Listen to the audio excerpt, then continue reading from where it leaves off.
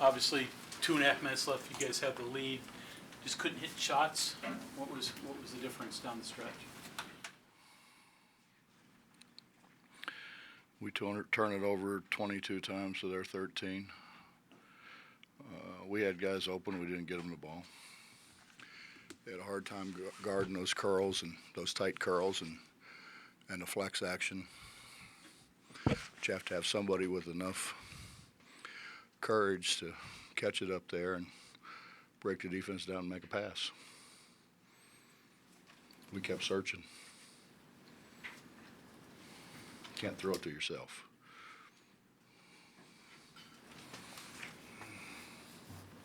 You went with a bit of an unusual lineup in terms of going big. What did you think of that? I think I went big because I was tired of the little guys standing on the side of their guy and getting straight line drove.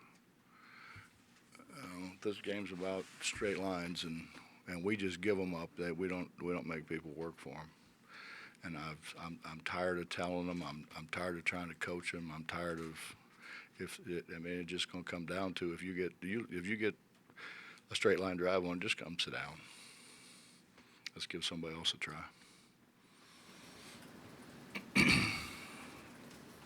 That stretch where you guys, I think we're up 21-12 or 22-12 there.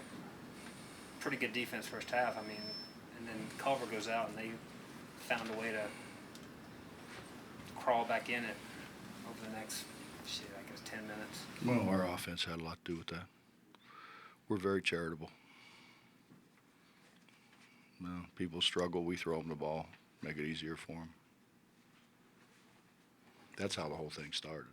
I mean, they had 3 guys down there. They shot a layup, and there were 3 guys and 3 of their guys in the paint, none of ours.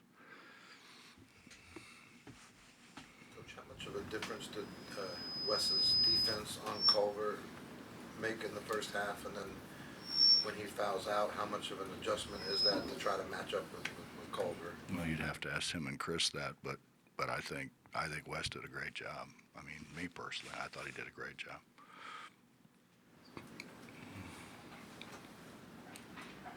Baseline play to try to draw a charge there. It seemed like it was pretty well executed, and you had some collision.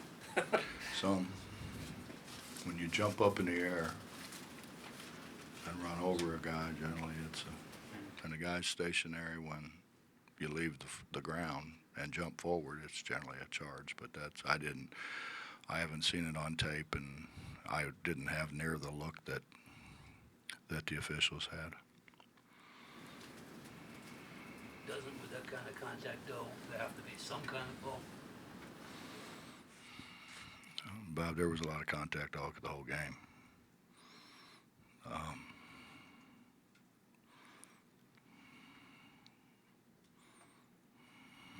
I could say a lot, but I'm not going to say anything just because the reality is we're 18 for 32 from the foul line. We missed 14 free throws.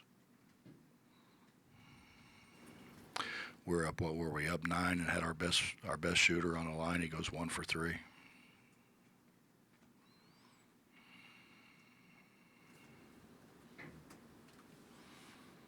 We're not making any shots, and I thought that was the one thing we would be able to do is have people who could make shots. And our upperclassmen, we thought, we could carry those freshmen until those freshmen got ready to play. Wes is 1 for 7. East is 1 for 4. Logan's 1 for 2. Chase is 0 for 4. Beetle's 4 for 8. Beetle got hurt again. Who else? Lamont's 6 for 9.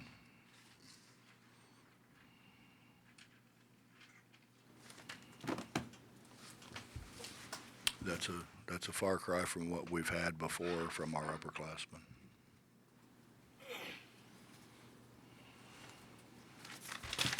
We've got one who's 4 for 20 from his last threes. He's 4 for 20, and overall he's 6 for 28. Last 3 games.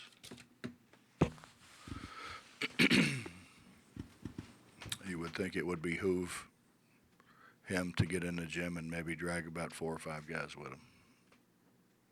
you would think. How much did the turnovers make a difference? Well, that let him back in the game. That's what let him back in the game when we had the 9-point lead, I think it was. That's what let him back in the game, was us turning it over to him. I don't know, Justin. It's every single day, man. Catch the ball and square up. And I'm different. I mean, I'm different because my dad was a coach, and my dad was a hell of a coach, and a pretty damn mean coach. So when he said square up, you square it up, or you might get one up alongside the head. So, I kind of learned to square up, but I don't know how you can continue to turn the ball over the way we turn it over and not work at squaring up. I had a guy named Herb Jones didn't know how to square up because he'd played in the post. He was only 6'3", but he played in the post his whole life. So he was there. As soon as he got it, he turned his back to the defense because that's how he was comfortable. And I'm like, Herb, you're not going to be able to play like that, man. He came out every single day, and I'm not exaggerating, every single day for 30 to 45 minutes and did nothing but square up with Coach Harrison. Of course, he ends up being a great player. I don't see that from these guys. And they think, they dribble the ball off of somebody's foot and they act like it's my fault. My fault for taking them out. My fault for getting on them for it. I said on the radio, guys, I'm going to tell you something. Basketball is kind of like a girlfriend. If you don't pay attention to her, she's probably going to drift off on you. No, I look at basketball that way. Basketball is something you got to love. You got to love, you got to be committed to, you got to spend time with. And when you don't do that, basketball gets mad, just like your girlfriend would. Is there anybody on your team you feel like's meeting that standard right now? We got guys that go in the gym, but what do you do when you're in the gym? If you can't pass, maybe you ought to throw it off toss back.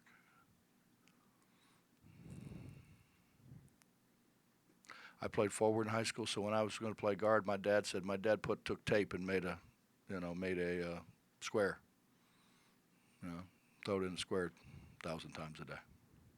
Pass it in the square 1,000 times a day. Your bench tonight scored, 48, starters 11. Is that good news? I know you like to bring guys off the bench, but obviously 11 from your starters is probably not what you want. Justin, our back's against the wall. We have put ourselves in a situation where our backs are against the wall. And historically here, other than the 1 year when our back was against the wall, we came out fighting like hell. We came out competitive. I'm sitting in the locker room there, and I'm thinking back to Missouri in Orlando when we were dead in the water. We were dead in the water, and I remember coming in the huddle, and JC and Dax are screaming at those other guys. We ain't dead yet, man. We ain't dead yet. And that's one of the greatest comebacks I've ever seen. And why? Because people say, well, do they want to win? Everybody wants to win. Do they really hate to lose? Despise losing? Doesn't look like it.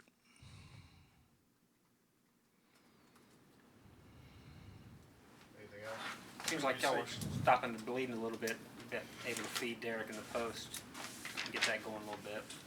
Derek's not the problem. I spend every time out, and I got great assistants, I really do, and sometimes I get too much information, Ronnie's saying we can run this, we can score, and Larry's saying we can run this, we can score, and Eric's saying I watched the film, we can do this, and I'm saying, okay, which one of you three geniuses is going to tell me who can make the god dang pass? Tell me who's going to pass it. I understand what you're saying, who can score it. Who's going to pass it to him? You know what? Gets awful quiet then. When you say you're tired of battling this, is there anything that you can do this year other than just keep working? Retire. I could retire.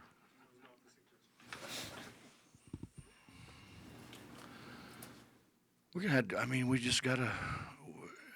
There has to be. I told them in there. There has to be a commitment to us digging our way out of here. You got to be committed. I mean, if we're in there shooting, we're supposed to make 100 free throws a day, not shoot, make 100 free throws a day. Tell me if they're really doing that. If they're not cheating. And I have the managers counting, but they'll intimidate the managers. So how do you go 1 for 5 from the free throw line? How do you go 4 for 7 from the free throw line? If you're actually making 100 a day.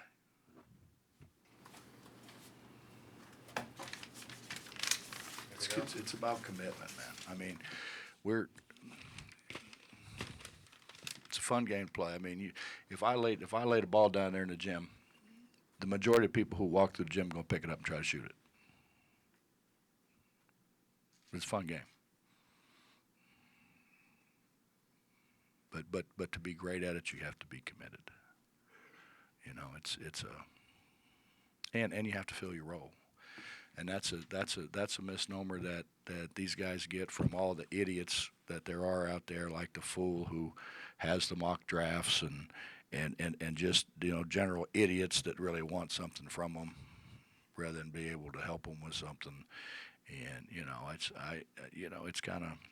Guy told me, he said, if your guy thinks that we're going to recruit him to shoot threes, he's out of his mind. We have this guy named Steph Curry who's pretty good, and we have this guy named Klay Thompson who's pretty good, and then we have this guy named Kevin Durant who's pretty good. So whoever we draft, if they shoot it, we're going to cut their ass because that's not what we drafted them for. And that's what you can't get through to them. Everybody wants to shoot it. Everybody wants to score.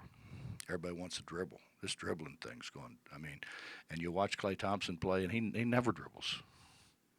Never dribbles. Durant dribbles a few times just to get in the scoring area. I mean, we're so misguided, and the games become, and a lot of it is rules. A lot of it is rules, not the officials, but the rules. We've made rules where it's damn near impossible to guard,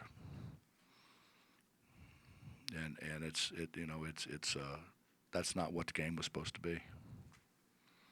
They say, well, let's get back to the roots. Well, the roots were the game was 4-2.